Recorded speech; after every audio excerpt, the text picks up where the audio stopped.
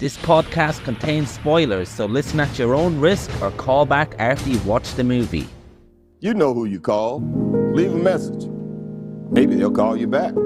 Then again, maybe they won't. We're having ourselves quite a little game of phone tag here. Ring. I usually get this guy's answering machine. I'll call you right back. If you're there, please pick up the phone. I really want to talk to you. I check my fucking messages every day when I come home from work. My answering machine, zero. I got a blinking light. All I have to do is pick up this phone right here, inform the cinema, and your plan's kaput. No, I ain't got no phone. I had to pull, because people calling all the time, and who needs the aggravation, right? Interruptions. Hey man, Saturday night now. Just got done watching Our American Friend, the latest in the series of Wim Wenders movies that I've been watching lately, along with yourself. This one a bit different to the handful that we've watched recently. So we watched Perfect Days, kind of kicked this off. Then Paris, Texas, then Alice in the Seas. And they're all pretty loosey-goosey, vibes-based dramas, I would say. And you mentioned when we were talking about Alice in the Seas that had originally had a more sort of classic structured plot.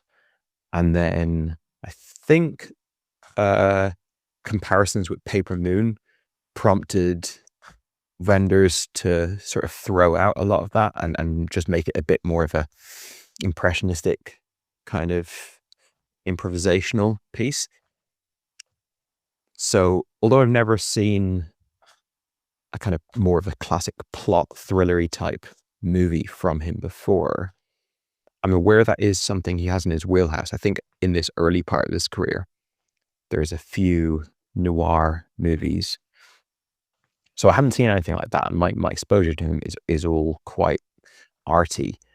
But I think both of us, when we started looking at his filmography, had our curiosity piqued by this film, which is an adaptation of Ripley's Game, one of the Ripley novels by Patricia Highsmith. The most famous to me being The Talented Mr. Ripley. I'm not sure if that's the name of the book, but certainly the movie, Anthony Minghella movie from 1999 with Matt Damon and Jude Law. That is a film that I've seen multiple times in the cinema, and it's kind of, it's over the years, I think it's developed more and more of a cult following. Maybe even cult might even be the wrong word. It's very, very popular film, and has that character of Ripley kind of very clearly in my head. And so the idea of Wim Wenders making a kind of noir-y, twisty, turny, suspense thriller type movie was intriguing. I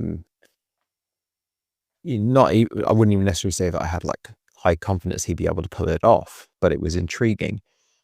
And yeah, so that kind of made that maybe stick out as maybe the next obvious one to go to. Also in the sort of earlier part of his career as well. So that's kind of where I want to be exploring right now. As with all four of the films I've seen by him recently, I started out the experience on unsure footing. Watched it across 2 nights. I think I watched half an hour the first night, and then I was too tired, and then watched the rest of it the following night. And I guess, just kind of the mishmash that I described there, like his style with this property. In the early scenes of this movie, I was like, what are we getting here? What kind of a movie is this going to be? Is this actually going to have like a plot, like a suspense thriller plot, or is it just going to be it's kind of that, but it's more just like a hangout movie or something? So I really didn't know, or like I thought, is it just going to be like a hippie movie? I don't know how long after Easy Rider this is, but right from the beginning, you're getting Dennis Hopper and you're getting a very 70s vibe. So I was a bit uncomfortable, I suppose, just uncomfortable in the sense of like, I don't know what kind of movie I'm watching. And that's just had an experience I've had over and over with him.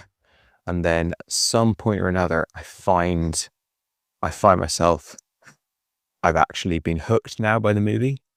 And from there on, it's very watchable. So I only mention that because it's just funny that at least in Alice in the City's Perfect Days and Our American Friends, or Our American Friend, it's, I'm like, not sure what's going on at the very beginning, like 15 minutes. I'm like, not sure if it's for me, if it's my cup of tea. And then I'm like, oh, I know why I am interested in this movie now. And I kind of have a pretty easy time with it from then on. Yeah, interesting flick. I enjoyed it quite a lot. Even though it's a departure from the films I've seen from Wenders, it still hits all of the Wim Wenders bingo card things that we've discussed over and over again with every movie. Traveling from place to place and traveling through cities and snapshots of different cities and the, Americana meets foreign people, foreigners infatuated with American music, and just like a lot of the same stuff over and over again. I think something that is probably going to keep popping up more and more, especially from this point onwards, is like a mixture between characters or like actors that we have never heard of because they're like more like smaller local actors, and then characters who've like latched on to him because he's a cool director, like in this case Dennis Hopper, who are kind of like way more high profile than some of the other people in the movie. Also like a collage of languages, which I always like, actually. I like a film that has characters from different countries speaking in different languages. You get a little bit of French in this. You obviously get lots of German, lots of English. Bruno Ganz in real life is from Switzerland, and he plays a Swiss character in this. And yeah, it's just, I don't know. It's not the most important part of any movie, but it is something that I appreciate because I guess you don't see it that often, or at least not like kind of casually done. One weird thing about this movie is watching it as someone who is very familiar with The Talented Mr. Ripley, because that's the only rendition of Tom Ripley that I've ever seen. I believe there's a John Malkovich movie, and there was a recent TV show. Is the actor Andrew Scott? I always forget the name of that Irish actor. And there may be others as well, but I've only seen one, and it's such a good movie, Talented Mr. Ripley, and it's such a complete performance. Like, I don't necessarily think that Matt Damon is an amazing actor. Like, I like him fine. I think he's done enough good work that like I'm a fan of him, but at the same time, I think there's many movies where you could have certainly improved the movie by replacing him with a better actor. Like I just recently watched Drive Away Dolls within the last week, and it's a very small role, but it's just like a classic case of Matt Damon gives you an extra name to put on the poster, but he's not actually bringing anything from an acting perspective. But when he's doing what he's good at, like he can be quite watchable. And I think Talented Mr. Ripley, that right from the writing, directing, acting, that rendition of Tom Ripley is really engaging and interesting and complete. And it's just like, if you've seen that movie, then you have this version of that character completely like locked into your head. So watching this movie now, there is none of that in Dennis Hopper's performance. Like it just, they would almost be like the odd couple to each other, those two versions of the character. There's just basically nothing there in similarity, and it makes me wonder what is on the page in the original books, which movie, if not both, are just completely inventing a character from the ground up for the film. And the other thing is like the first thing that strikes me is that this is not in any way connected with the Talons of Mr. Ripley or the Tom Ripley that I know. But then you get 2/3 of the way through the movie and you're like, this movie doesn't even involve Ripley. Like he could be cut out of the movie and it would only make it a better film. Then in the third act of the film, he becomes a very prominent part of the plot. And I guess it starts to make a bit more sense that it's adapted from Ripley's game.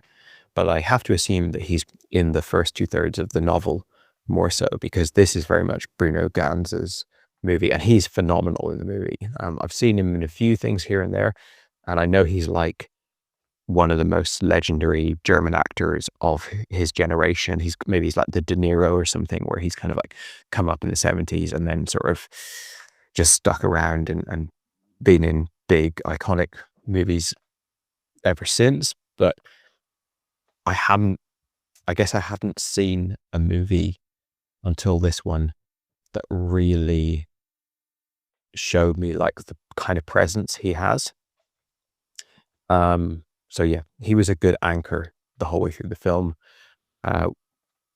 When I know we've both been watching The Traitors, the reality game show, and you know, they couldn't be more different, The Traitors and the filmography of Wim Wenders. But watching these films like intertwined with watching the Traitors, it's interesting how much they kind of like speak back and forth to each other, like not in a good way. Like I think you had an experience with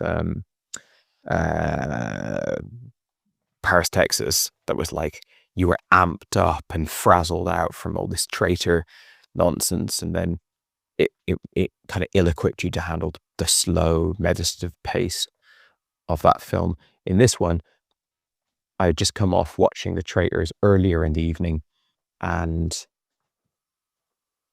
that definitely affected my viewing of a film that is essentially about a fall guy, like a patsy.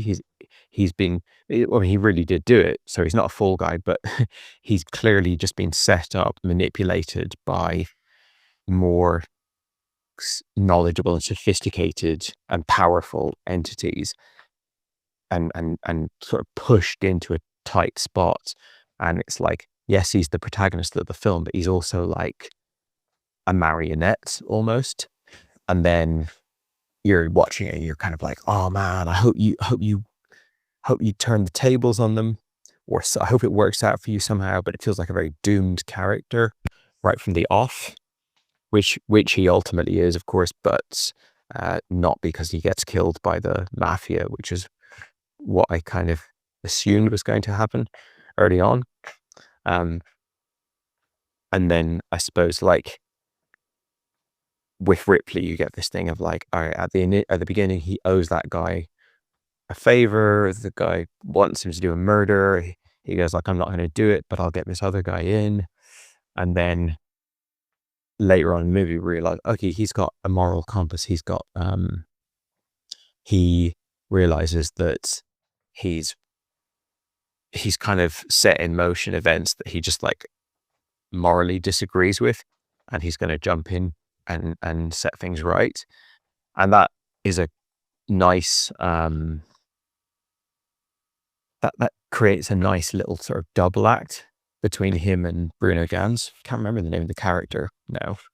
But I liked the story, how it evolved. I think it ends badly. I didn't like the ending. I'm not sure if that's from the novel or where, but I think it sort of frazzles out the end with Ganz basically just sort of like having a breakdown and then I guess a stroke or something, dying. Like thematically, it kind of works in the sense of like, this is a guy who's just got swallowed up and completely destroyed by powerful negative forces. But just in terms of the satisfaction and the actual kind of storytelling of it, it doesn't really work for me, that ending. But the overall progression of how they sort of initially plant the seeds, then ratchet it up, and then it leads to this, and then this person has to get involved, and this changes the stakes that way, and then the kind of moment-to-moment way in which everything plays out in terms of like the Paris metro sequence and the train sequence and the, you know, the house stakeout or whatever. Like that's all really good. So, and that is what the film is really. So I enjoy the film a lot on those grounds. I was surprised that Wim Wenders is capable of making such tense suspense cinema. I'm not saying that he's like the new Hitchcock or something, but just based on the films that I had seen from him so far, he's a lot more capable of making a thriller than I would have expected. That Paris train sequence, it reminded me of the Brian De Palma movie Dressed to Kill. I'm not sure if you've ever seen that. Pretty good movie. And it has a very, very gripping New York metro, I believe it's New York, sequence, which is kind of similar, although more tense. But yeah, I like, one thing I think is evident in all his films is like he's got a great ability to capture a space and a kind of detail-oriented world. Wherever people are hanging out in this movie, like for example, let's just give you one example off the top of my head. He does this murder in Paris, and then we get a scene which really doesn't move the plot forward and wouldn't be in like a Hollywood Jason Bourne type version of this movie, but it's like a montage of him sort of getting away, and slowly he's kind of getting further and further from threat. And then we just see him at like a little bar, you know, a little kind of dingy little bar in Paris. Go up to the bar to get a drink, and another punter notices he's got, you know, blood on his face, and that guy just happens to have bandages and like cuts him off a bit of plaster and gives it to him, and they have like a nice little exchange. And it's just like all of his films are just like have these little details, these little moments peppered in, which make it a lot more interesting, because you get to see an interesting place, you get some interesting characters, but it doesn't feel like kooky quirkiness. It just feels like he slowed things down to show the less cinematic moments that would actually happen if a story like whatever the movie is about was playing out. And I think that's true of everything in the film. Like it does get a bit more wacky and heightened and surreal at the end. So it's not like it's like an entirely realist film, but it feels very boots on the ground. Like I really appreciate how his films make you feel like characters actually have to journey from A to B. Like there is a process to be worked through in anything. It's not just a fake movie where like it just keeps cutting without any kind of, you can't, you know, like most movies, we're just cutting from important thing to important thing, and it's the stuff that would happen in between that would tether it would almost break the moviness of it. Whereas this is just like his films are, I find, very immersive. Here's a little stray observation that came to mind as I was watching it. Sometimes when I see old films like this, I just can't believe the shit that they were allowed to do on like an insurance level. Like there's loads of shots of people walking incredibly close to like high speed metro trains. Famous actors, you know, like just walking right beside, maybe walking backwards, sort of casually turning, pivoting around. And like, I wouldn't even do that in real life, but trying to get pay a high profile actor to do that, and that being okayed by like the producers and everything, is very unlikely to happen. But then even more so, you've got Dennis Hopper, and I know this is back in his like wild Easy Rider days, and maybe he was always a bit of a wild guy, but this is a shot of him just like walking along this fucking massive high up wall with a literally, it would kill him, drop right beside him. He's kind of like turning around casually. He's in like cowboy boots, which are essentially got high heels. And again, it's just, there's or you know, shot of Bruno Ganz later where he's burning something up and he's sort of like pawing through the burning papers. And I'm not saying that is like the wildest stunt ever, but whenever I watch old movies, there's just like a stark contrast between what they actually do on screen, like the physicality of it. You just know nowadays when I'm watching movies, like you never actually see famous actors doing anything physical. It's always stunt, CGI, wires. I'm not just talking about action movies. Like even in a drama, they're just not going to have them like, I don't know, handling something that's burning or just these tiny little moments that you get that make an older film like this just feel a little bit more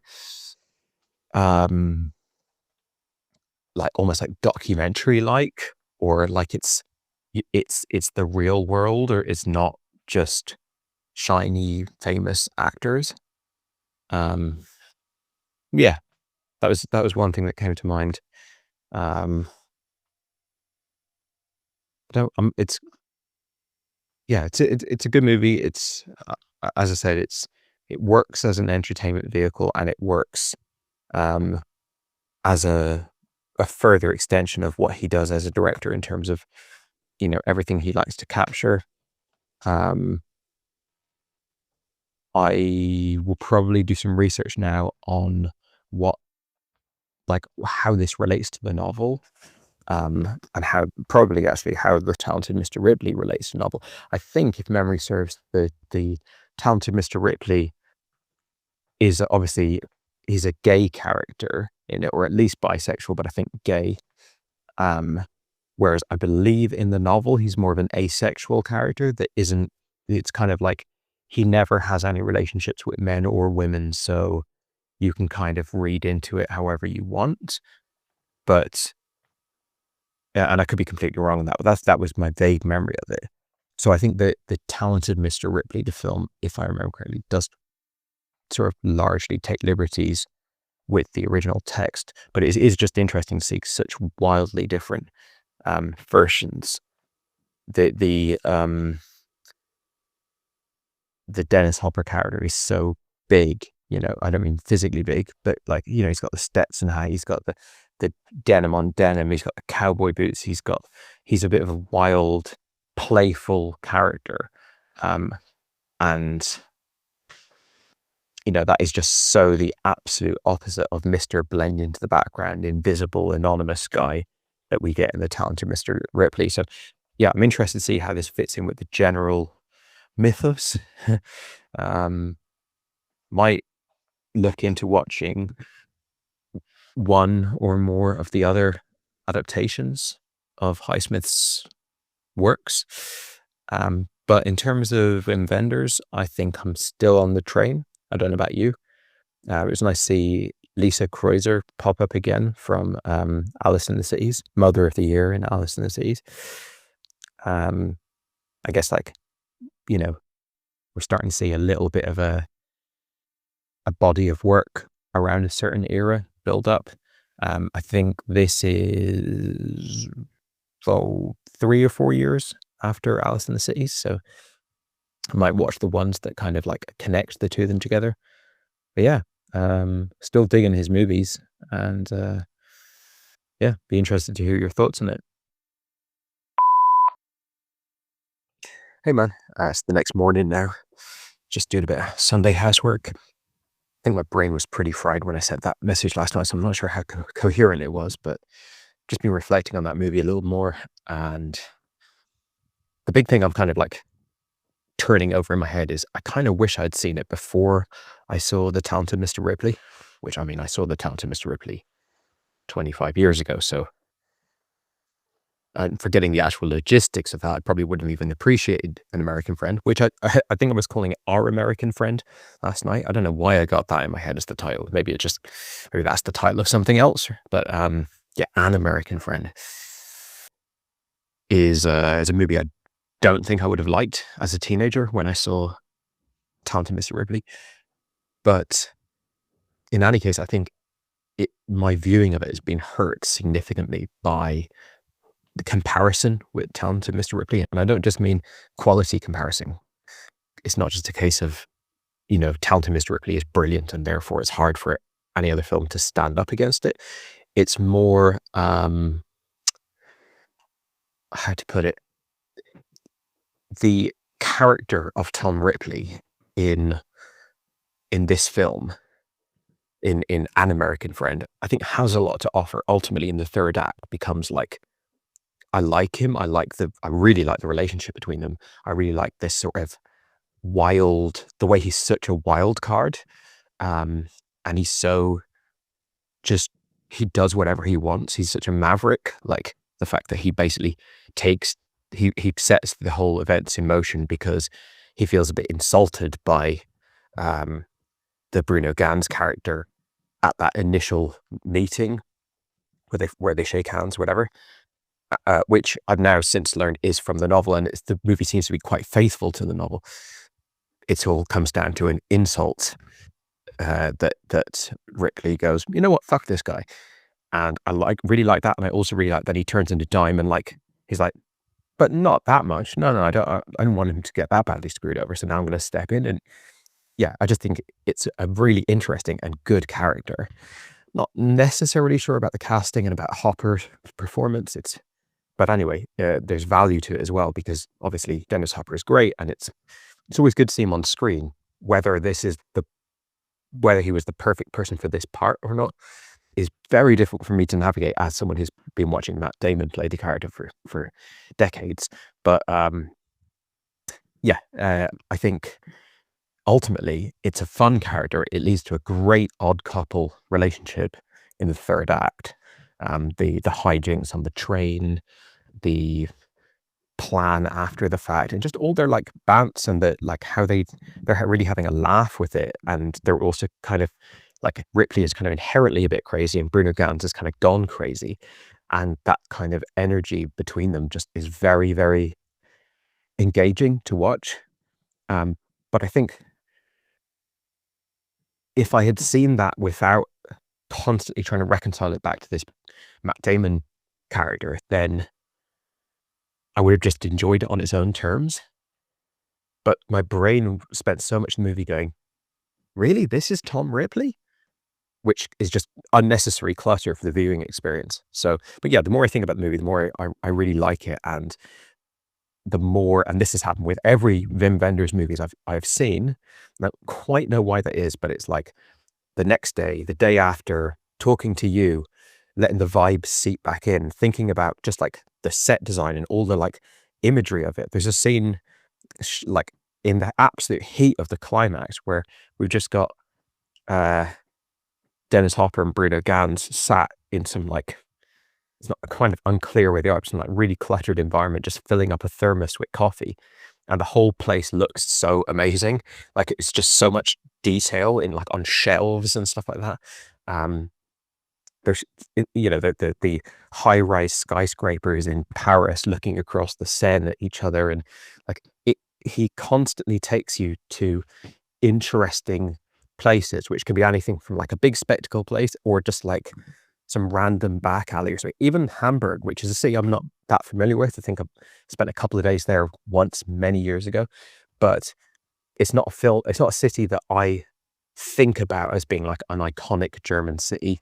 Obviously, this is back when Germany was divided, and just seeing these giant, quite old buildings, but sort of separated from each other with just rubble and dead space between them. It's and I'd have no clue how much this is like an accurate depiction of Hamburg in the 70s or Hamburg now, or I don't have anything from my own personal knowledge that I can filter this through, but just taking it as an environment that purely exists in this movie, it's such an interesting look of a city. And it's just time and time again, everywhere he goes, he always points his camera at stuff that is interesting and makes you feel like this is, I mean, you've, I think in the past described it sort of as like a dreamlike depiction of places. And I think that is definitely accurate, but it's not Michel Gondry or something. It's dreamlike, but also super realistic and like gritty realism. So it's kind of like combining those two things together. And the vibes, that's the thing that always starts to reverberate through the following days after I've seen one of his films, is just going, man, I could hang out in that movie. I'm thinking of something like Midnight Run, where it's like, yeah, it's a comedy, it is a thriller, but it's also just like a vibe, like it's getting those characters together and watching them kind of do their thing is something that you've kind of watched forever. Bruno Ganz in a tailspin, walking down escalators, going through corridors, all that kind of stuff. You could kind of watch that endlessly. So yeah, movie's growing in my mind, and I hope you get to it, because I think there's probably going to be a lot of interesting stuff to discuss. Hey man, just watched My American Friend. Yeah, it is My American Friend, isn't it? Even though you have it labeled here, Our American Friend, which you've since corrected. It's funny that our Wim Wenders mini marathon has basically become Wim Wender movies intersectionality with the reality TV show The Traitors. I don't think you could get a more crazy mashup of events if you tried. That this whole thing has been dictated by that show. Yeah, so I saw My American Friend, really enjoyed it. I think it's probably my favorite Wim Wenders movie after Perfect Days. Paris, Texas, and Alice in the Cities. I wouldn't say well, with Paris, Texas, it definitely caught me on the wrong day. But with Alice in the Cities, certainly on an intellectual level instead of let's say an entertainment level, I certainly struggled with it, but I have a lot of time for the movie at the same time. This movie, I thought it was very good from an entertainment point of view as well. I've got very similar notes to you and a very similar experience to you by the sounds of it. You know, when this movie started, and for quite a long time initially, I was thinking, so what movie am I watching here? What's going on here? What am I following here? And again, you've had the similar experience, and I've had a similar experience now.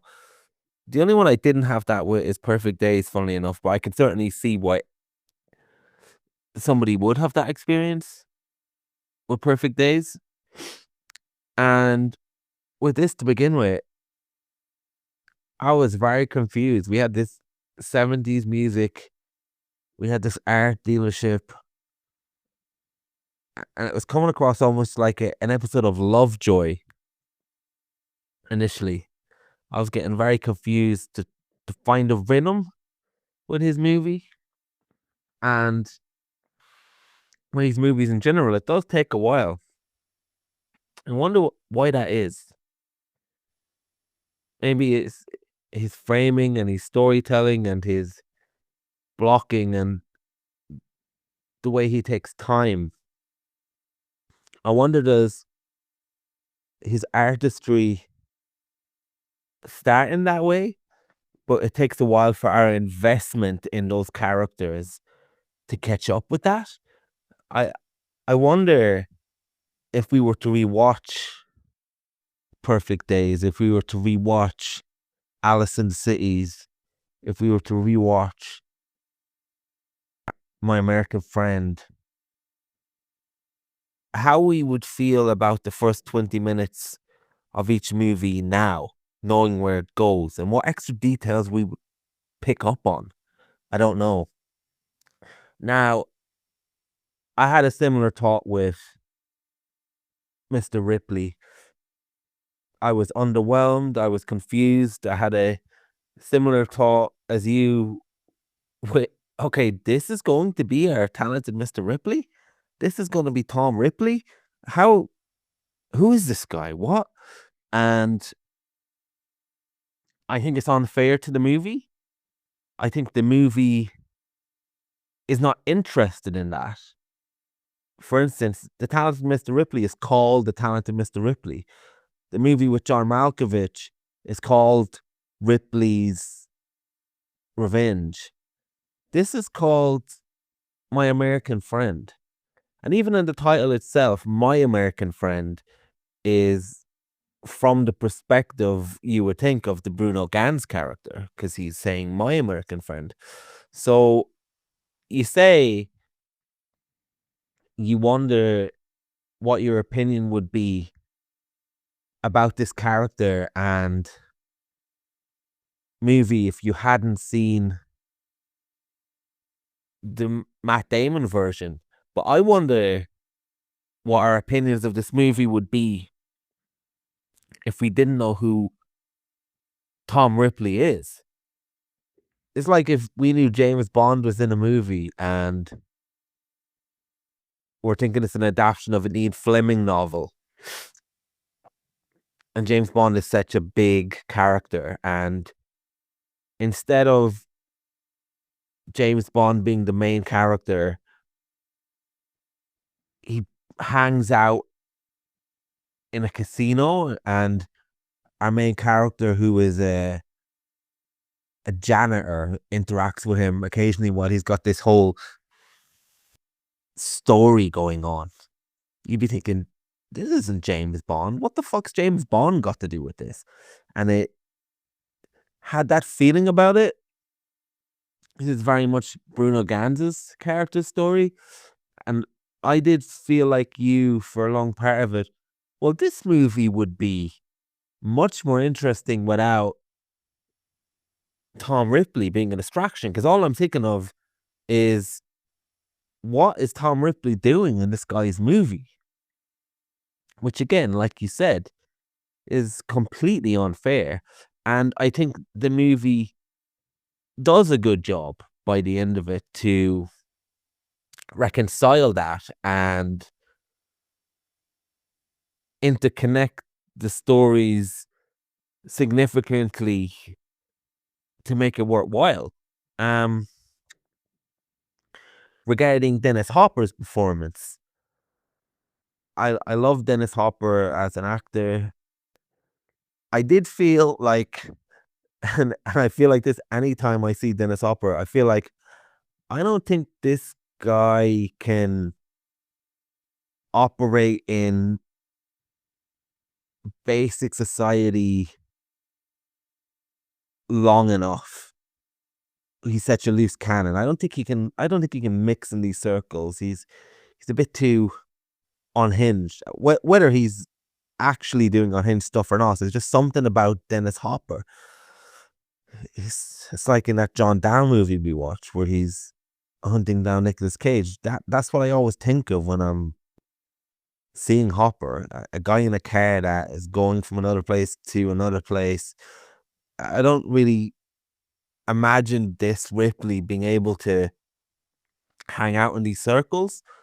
But then I had another thought, and this might have been a thought to allow me to reconcile some of my problems and concentrate on the movie, which, as I said, I very much enjoy. I was thinking, and I'm not sure how much of this is there and how much of this is just, oh, you had to put in this story to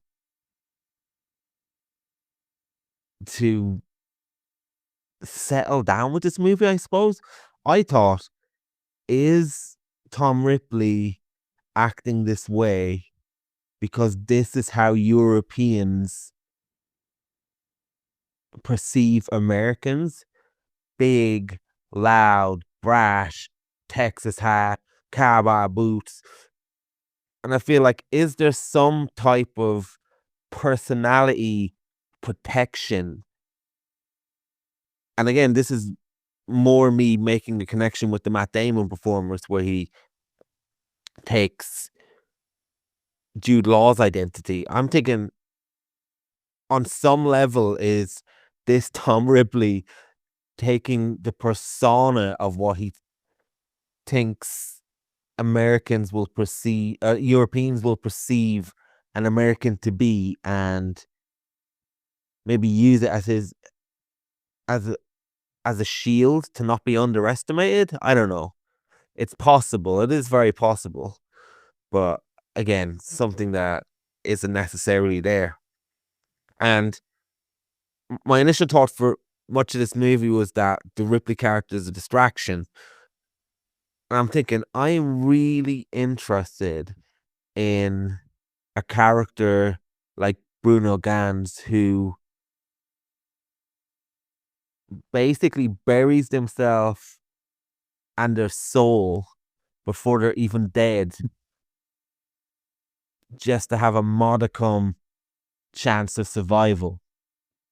And it's a really cool touch that when Bruno Ganz does get in with these gangsters, where his motivation really is to get better medical care and get the test results, get the best doctors, that when he goes to France and he does go to this medical center, it's immediately at least alluded to, but we get the picture when the gangster guy says, "Oh, I'm sorry," that not only does he get bad news that he's probably going to die, but now he's got to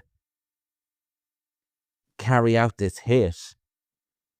And we get the same situation where the gangster tells him, "Oh, there's a hospital in Munich. Do you want to try there? But you'll have to kill somebody on the way back." And I thought it was very psychologically fascinating watching a character like this who is pretty much doomed in terms of their inevitable dying, but is almost doing what they can on instinct to at least try and survive, and also securing some money for his wife and child. And what's really interesting as well, and this is the Wim Wenders lens and the scene setting and the character work of Wim Wenders movies, I absolutely agree that that scene after the heist not after the heist, but after the assassination in France, that we get this great scene of this person in a bar patching him up. And it's such a credit that it's such a powerful scene that I'm imagining what that other bar guy's story is. I'm thinking, is he a doctor? Is he, because he had a big bag full of bandages, and I'm thinking, is this a doctor after his shift? He's coming for a drink and he can't stop helping people because he's just a nice guy. And they do share this great moment where they don't really speak each other's language, but he says one word and he points to his head, and we get this great bit of communication. And we get lots of moments like that. I was fascinated with Bruno Ganz' character in his frame shop and just the scenes we have there. That movie, we could have got a movie in itself of just following this guy played by Bruno Ganz in his frame shop, just working diligently, knowing he's going to die and slowly having a breakdown. I would have been interested in that movie in itself. And we get a glimpse of that movie, but then we get a character who would normally fit in a Perfect Days version of that movie, but then we get him put into a genre movie. and it's the juxtaposition of such great character observation with seeing a character like this in a situation he normally wouldn't be in, that really makes some of these scenes thrilling and absolutely nail-biting based on the character work as much as the directing. And that great scene where he's trailing the guy on the train in France, and he walks into something, bangs his head, and he's trailing him. We know he's not good at this. And it's not so much as the guy going to get away, is he going to mess it up? It's not so much from that perspective. A lot of Wim Wenders' camera work is planted straight on the face of Wim Wenders, of Bruno Ganz, following this guy. And because of the great character observation that we get through shots previous to this, it's just an explosion of tension when we're just seeing his face do all the work. We're seeing his face agonize in this deadpan way, but his face is expressing everything behind this mask of basically a nervous breakdown before it happens. And it does happen later in the movie. And yeah, it's great work. And when he finally does shoot the guy, we see him running off. We get this really cool scene of, I think it's some CCTV footage of the character, and we see him running different directions trying to get out of the station, and then we get him from up the stairs and just stops right outside the CCTV camera, and it just magnifies and intensifies the emotion of the character a lot. And after a while, I certainly felt that my reservations with the Dennis Hopper version of the Talented Mr. Ripley, or Tom Ripley, kind of edged away by good character observation as well, where when watching this guy in various situations, and it seems quite underwhelming, but we, through scene to scene, we get a great picture of this guy when we're just following him around in a similar way that we would do in the Perfect Days character. You mentioned that, and I had the exact same thought of that scene where Dennis Hopper is walking along that that highway in his cowboy boots, and below him is ongoing traffic. And I did have the same thought as you, like, Jesus, they really dance with the devil in terms of the fact that he could just easily fall if he's dead there.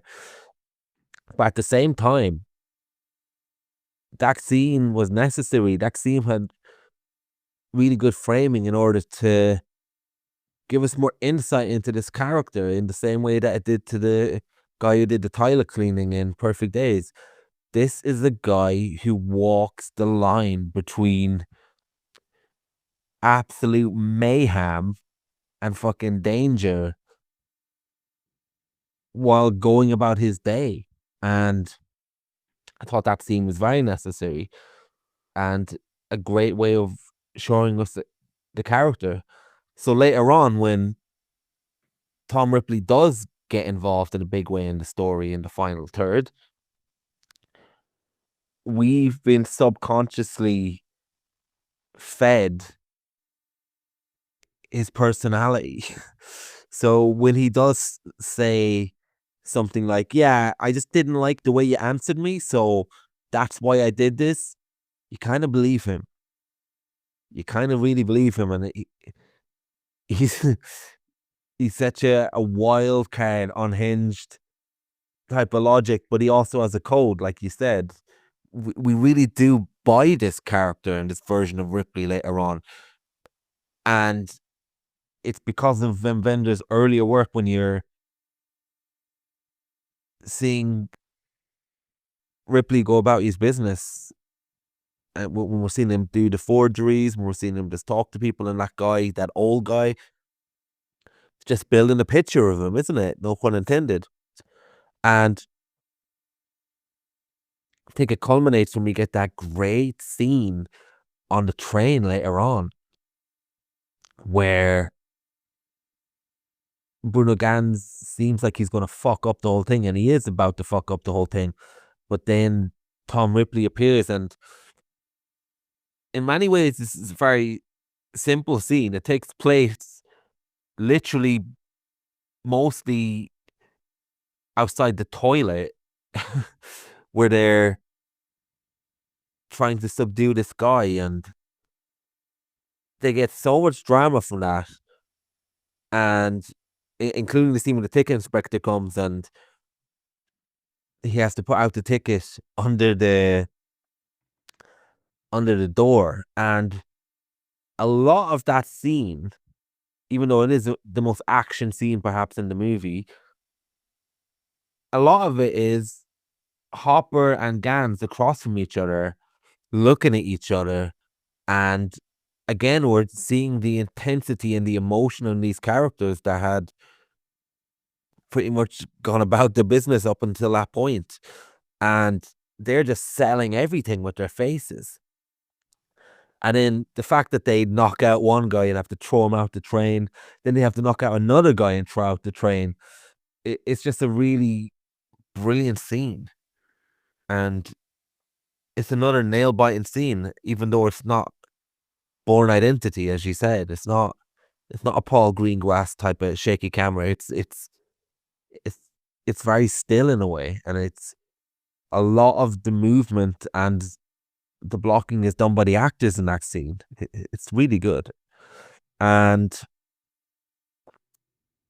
Wim Wenders just adds so much salt of the earth almost scenes. Maybe salt of the earth is the wrong word. He just has this really cool way of giving us, I guess you put it best, of giving us these moments in between the genre movie we're watching at times, that he's just taking the time to do that just creates so much layers to it. Like there's a great scene in the hotel in France when Bruno Ganz is talking to the guy on the phone, and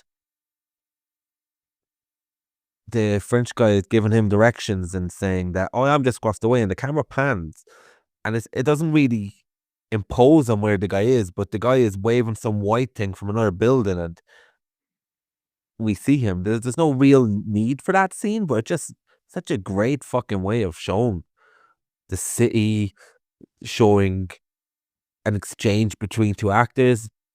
When I say actors, apparently a lot of the gangsters in the movie are directors.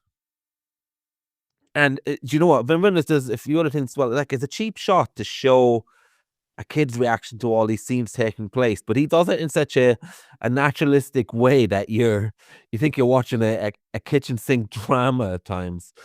So yeah, I'm really glad I've seen this movie. I'm really glad that we've taken the time to pick this one out.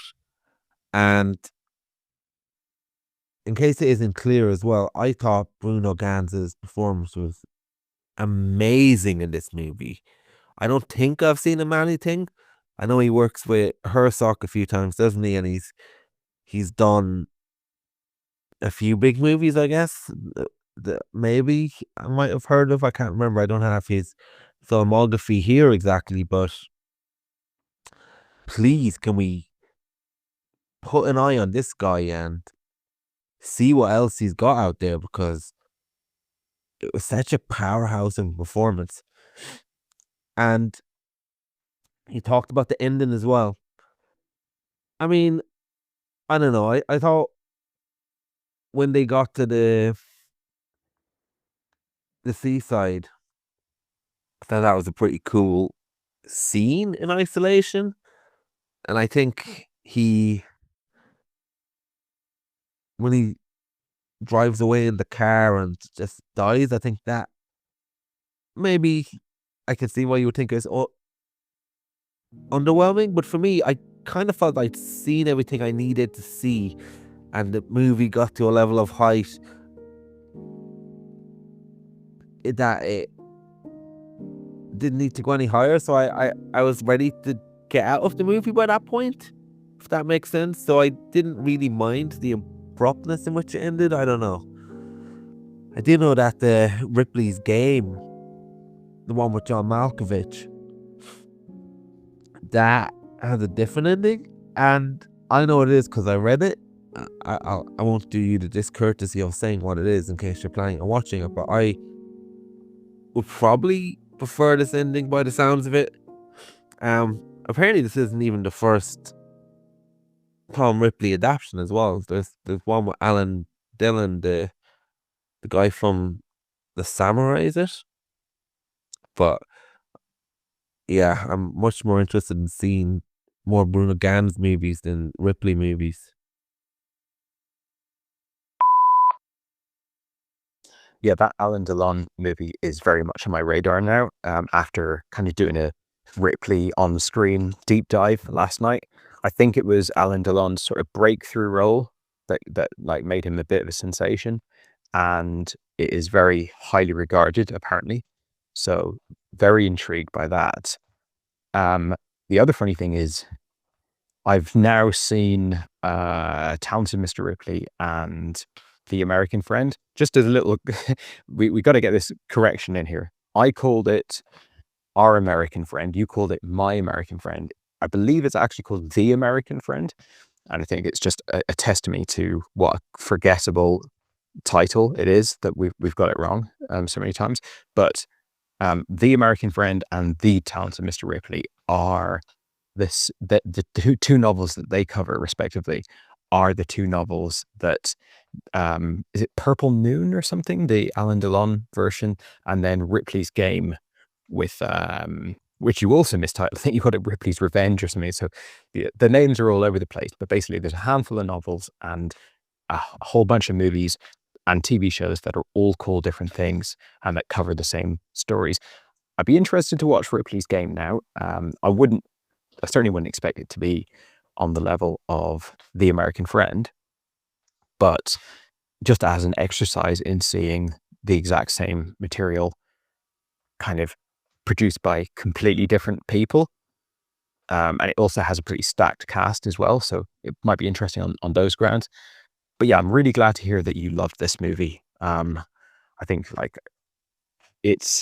I find his work, Wim Wenders' work, quite difficult to understand in an analytical way. I love it. I enjoy it. I'm a fan, but a lot of the time I struggle to understand, why am I so engaged with this?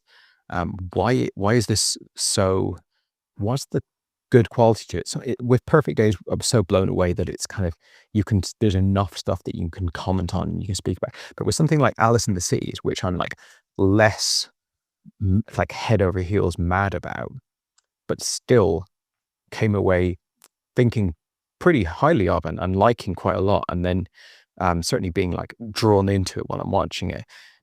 I sometimes sort of scratch my head, why am I so invested in this? And so getting the opportunity to talk about these movies and digest them with you is like massively adding to my experience with his body of work, and definitely incentivizing me to keep going and watch more movies. Like this one, for example, I think we both had the same experience of like beginning the movie, you're trying to pin it down. You described it as trying to find the rhythm. I think that's a really good turn of phrase. It's like trying to identify the movie. This is what I've had time and time again with him. Starts off, it's loose, it's scattershot, it's all over the place. What am I watching here? Why am I watching? Why would I possibly give a shit about these people and this, what's going on? Now, this one becomes more of a genre movie, so you're ultimately given an easier time to it. But even without that, he draws you in and he gets you super invested in the characters. at the end of the day, I like a genre movie. I like a noir-y thriller, but doesn't mean I'm gonna like every single one. Some random German movie from the 70s that happens to be a noirish thriller doesn't mean I'm like guaranteed to like it. So I think he earns that investment really deftly with, as we've said, it's all of these scenes, and it's kind of, Jim Jarmusch style, a bit of like unassuming random character moments, like world building sort of texture, all these little details that just have you very, very invested in the characters. I think we both agreed Bruno Ganz is phenomenal in the movie, but it's also the character that they built up. You said in your voice note there that you'd be happy to watch a movie of him just working in his frame shot. And I think that is like one of the most profound things you could say about this movie, because it is a Tom Ripley movie. It is a noirish, pulpy thriller. Pulpy is maybe not the best word, but it's got murders, hits, escapes, car chases, this, that, and the other, or whatever. But the fact that you would be willing to watch that character, the fact that when you see him just chilling in his frame shop, just holding up a frame, looking at it, half thinking about the frame, half thinking about his place in the world, his family, all that kind of stuff, and you basically feel like you're watching a bit of Patterson, the Jim Jarmusch movie. Like, you can't say that about a Liam Neeson thriller that's also like a hired gunman kind of movie. So how he just really elegantly draws you into these worlds, draws you into these characters, makes you give a shit about the way they order a cup of coffee or where what part of wall they decide to lean against to drink it, is something that I can't understand. Like, I can't see how he does it, but I'm continuously, time and time again, as I watch his movies, finding that that he's got me. He's got me to that place. You asked the question of, if we were to rewatch these opening 20 minutes or whatever it might be of these movies, where you're sort of finding your footing, knowing, like, having that confidence that you were in good hands, and that you were ultimately going to be a fan of the movie, would it be more engaging, or would it be easier viewing? I can sort of speak to that a bit. So I watched the first half hour of this movie, and I was incredibly tired, and I was just starting to fall asleep. I was like, okay, not tonight. The next day, I thought, I don't want to just restart at the half hour mark. I want to go back a bit further. So I didn't rewatch the entire first half hour, but I watched quite a lot of it to kind of bring me up to pace. And I think by the time I fell asleep, the plot had kind of kicked in, the initiating incident of the Tom forging that letter from I think Alan might be the name of the character, his friend. Maybe it's an American guy as well, actually, the guy who's like going back to Texas with the painting to sell it. And like, I knew what we were doing, kind of, and it was a lot. It was a lot less loose. It's still loose. The stuff with Ripley and the painter, the guy that forges the paintings, like, that is very loose. That's a very, like, of course it's part of the plot, but they do bring you into this film in an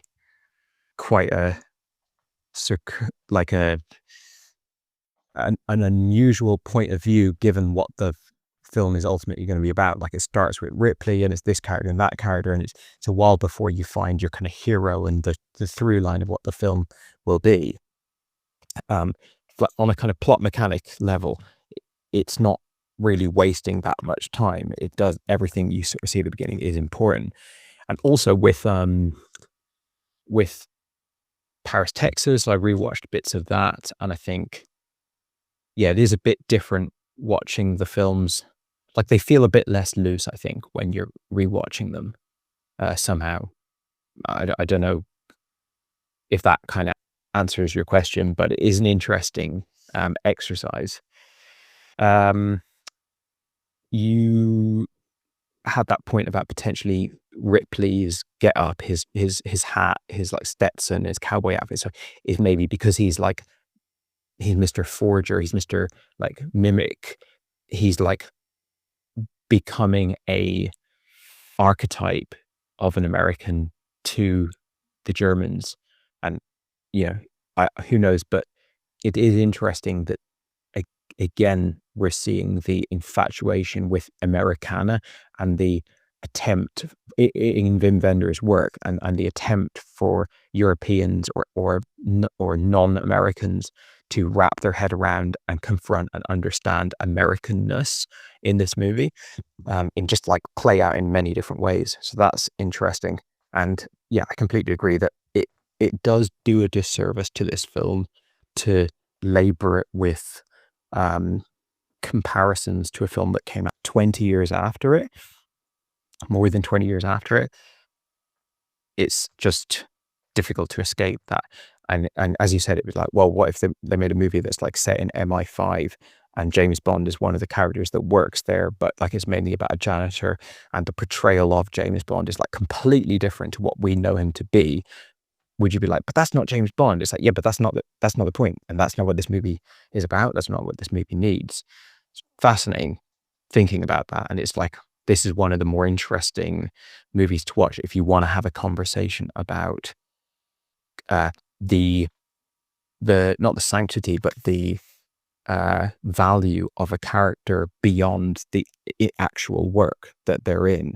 Like, if you're making a Indiana Jones movie now, like, is your job just to make the Indiana Jones character that works the best for that movie, or is part of the job like kind of reconciling people's existing notions of Indiana Jones in with it? But then, of course, this is an old movie, so I think it's the only second adaptation of Ripley's stuff. And then, I mean, I mentioned last night in my voice note that the Anthony Minghella one was maybe taking liberties because it had used the fact that Ripley is never with men or women and is kind of seemingly asexual in the novels to go, well, maybe he's gay.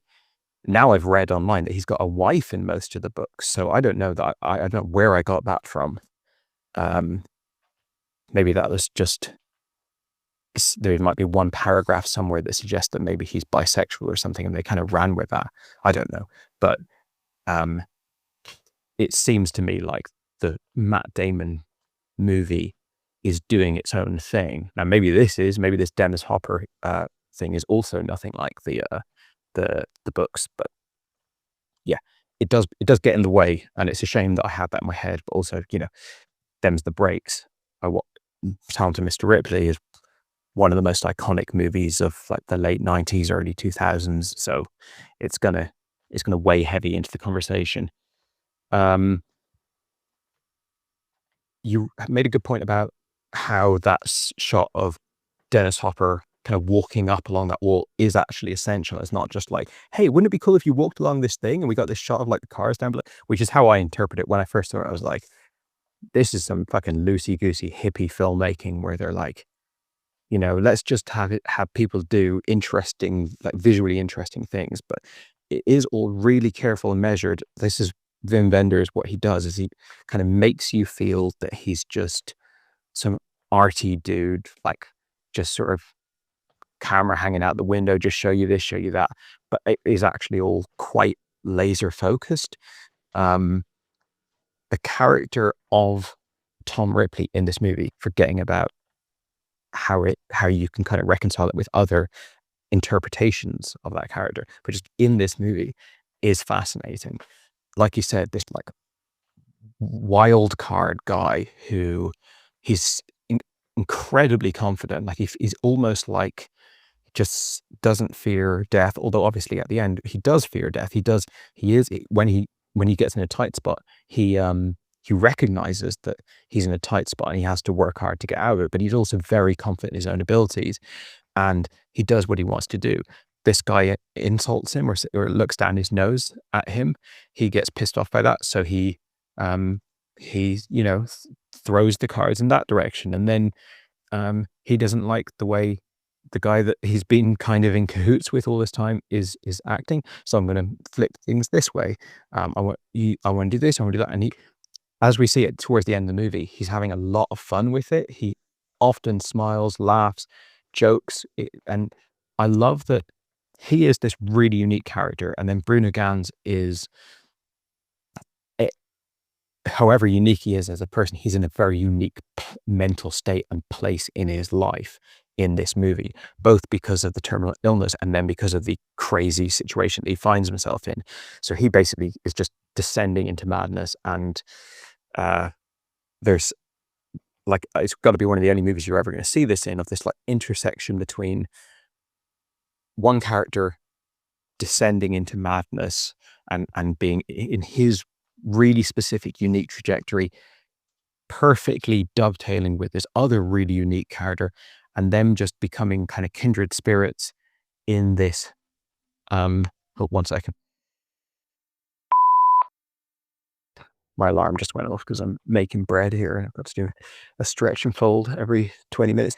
But yeah, just like that thing of like, we're coming from completely different places, but a harmony, an unlikely like little friendship emerges because of very, very specific conditions. And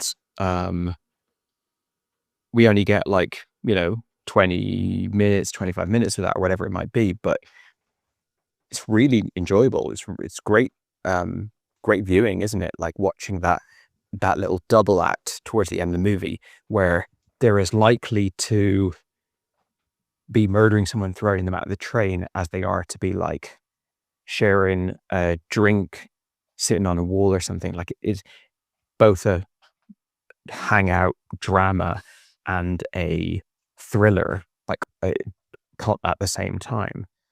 And the ending, I do feel, is quite abrupt. And you said like, well, it was kind of like we've got everything we could out of that character, and it's just, I don't know what I would prefer. But so for starters, him leaving Hopper, I mean, they drive off, they got this crazy plan, but they're crazy guys, that's fine.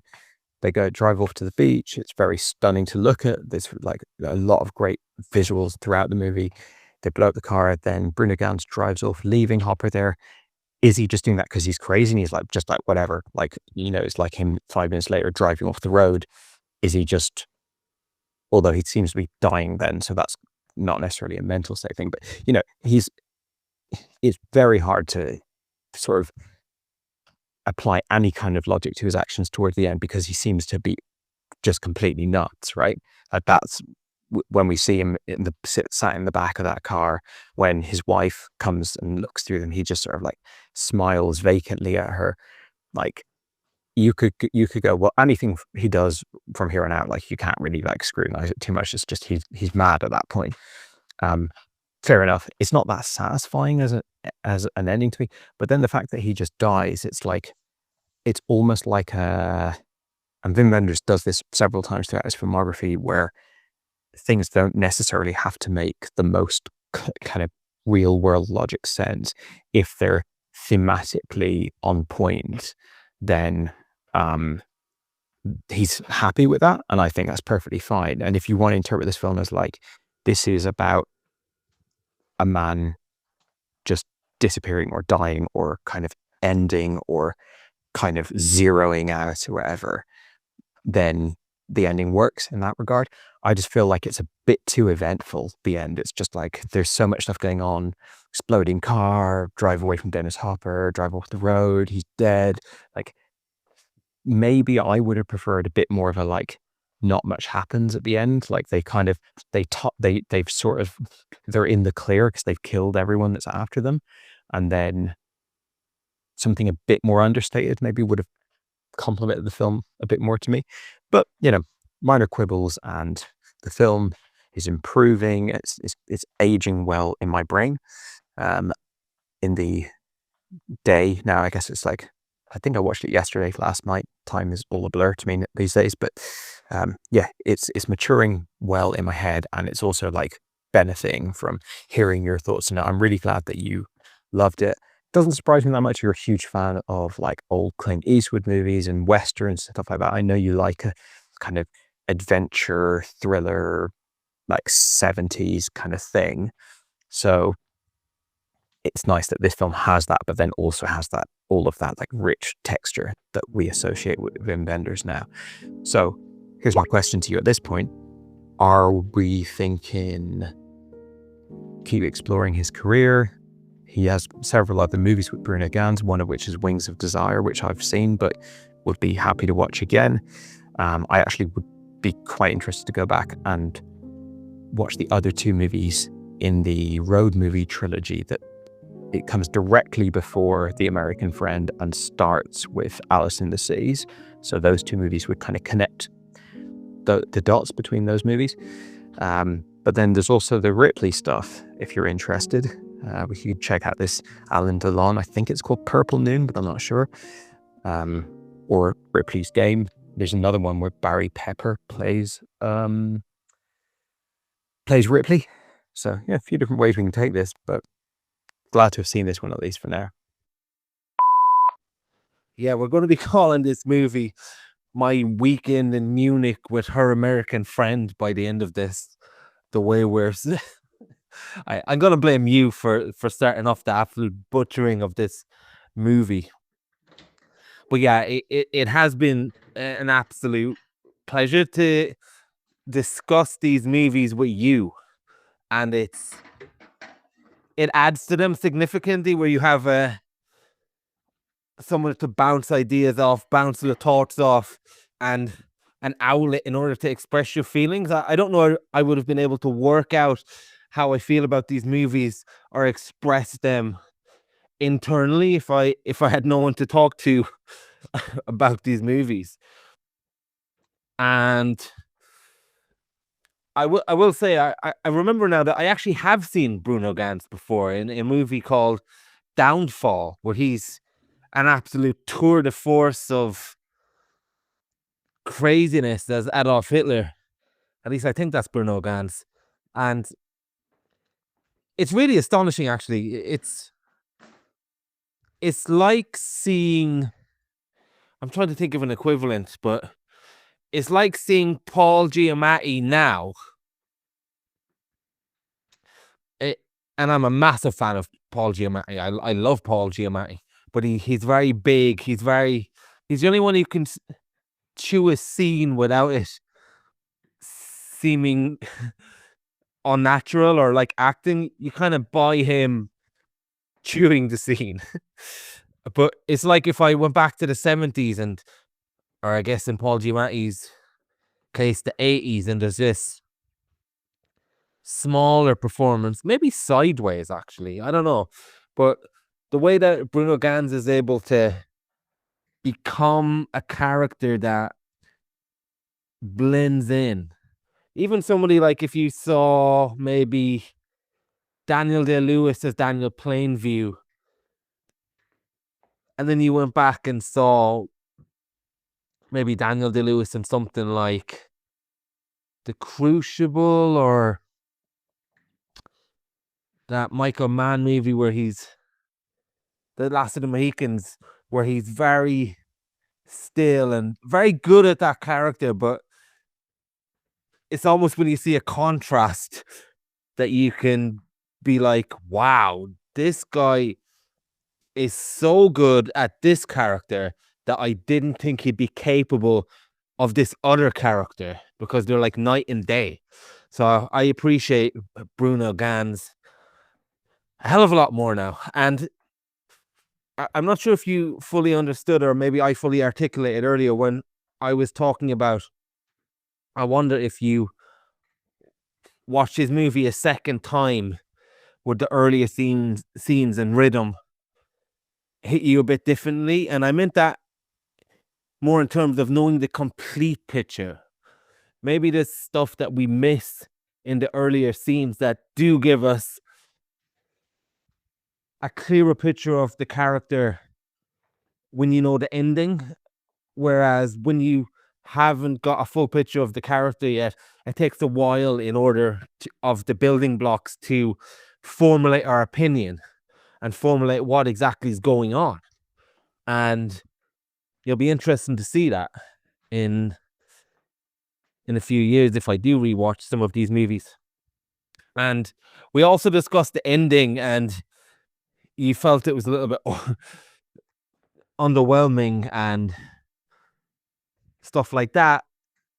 I just had a thought. I think in all of these movies so far, I can't actually remember Paris, Texas, but let's go by Alice in the Cities. Let's go by this movie, The American Friend. And let's go by Perfect Days as well. All the movies ended mid-destination. If you think about how Perfect Days ends, he's getting up to start his day again. He's continuing on the loop of his life, and he's driving in his car. And we get that scene that we disagreed on how great it was, where he's crying but happy, and there's lots of things going on. And then it cuts away, and he continues on his journey. In this, well, let's go by Alice in the Cities. In Alice in the Cities, he's going back with the girl to, I think it's Munich. I can't remember exactly where it is, but it's on a train, and then the camera leaves us and pans out to the landscape, and we see them on a train going on their destination, continuing their story. And in this, Bruno Ganz is driving back. He's trying to return somewhere, never really makes it, but the wife is left in the car, and it almost pulls away from an incomplete story.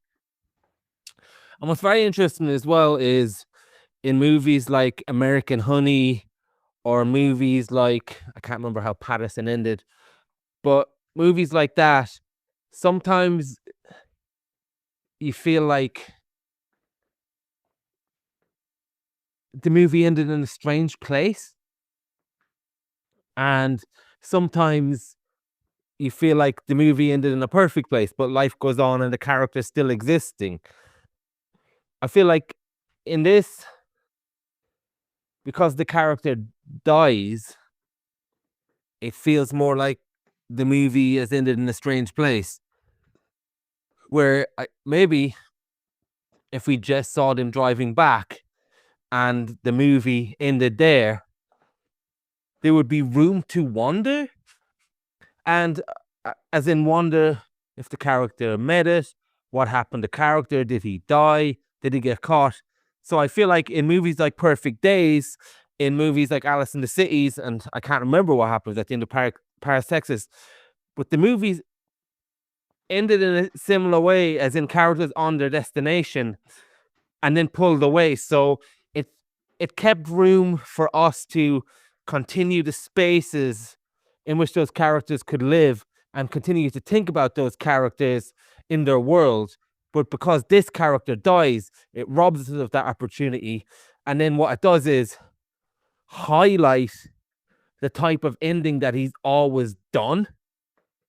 But maybe the external work of the characters continuing on didn't highlight that in the other movies, where in this, it just seems abrupt. Because the character isn't continuing his story in your head. He can't. He died. So maybe that's my thought on maybe why that's the problem. And I mentioned almost the movies are very dreamlike, but not in the Michael Gondry way, as you said. But maybe it's not a dream. Maybe it's trying to recapture a memory of a place that you've already been to. And I feel like maybe that's what these movies are. Trying to capture places that he's visited to in his mind. And then when we're exploring these places, initially maybe that's why we're a little bit disorientated. Maybe that's why we're a little bit unsure. in terms of the visual eye of the filmmaker. And maybe that's why when we do get in tune with the rhythm, when we do think about the characters, and when we do get these locations burnt into our mind somewhere, maybe that's why we're able to continually think about these characters after the fact of the movie ending as well, because it's almost like we visited those places, as we mentioned in Alice in the City. So maybe that's the trick with this guy Wim Wenders. That's a really good trick if it is the case. And where to go next? I think I would love to go to, the name has now escaped me, but the Wings of Desire. I'd love to go there for two reasons. One, you've already seen the movie, so you'll be able to speak to the theory of not knowing where you stand with the movie to begin with.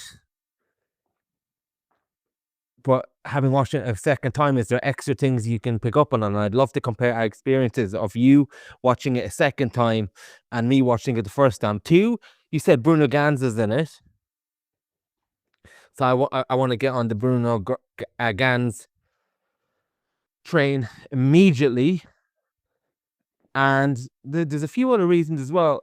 It has a sequel that it's very divisive. Some people said it's an absolute mess. It won a few awards, I believe, and some people liked it. So it'd be interesting to see a Wim Wenders sequel, what that would be like. But yeah, let me know your thoughts. I'm not sure if I'm going to follow you down the Ripley rabbit hole, but just a final thought on Ripley. You said he's married in the books. I guess a marriage doesn't mean anything if you're a closet gay person, and I haven't read the books, but I have read a little bit about this, and from what I've read, it says Ripley has always been coded as being gay. Take that what you will. Read the books if you may. But I won't necessarily be going down that journey with you, because I don't have much affection for Ripley, the character in general, although I do love that Matt Damon movie.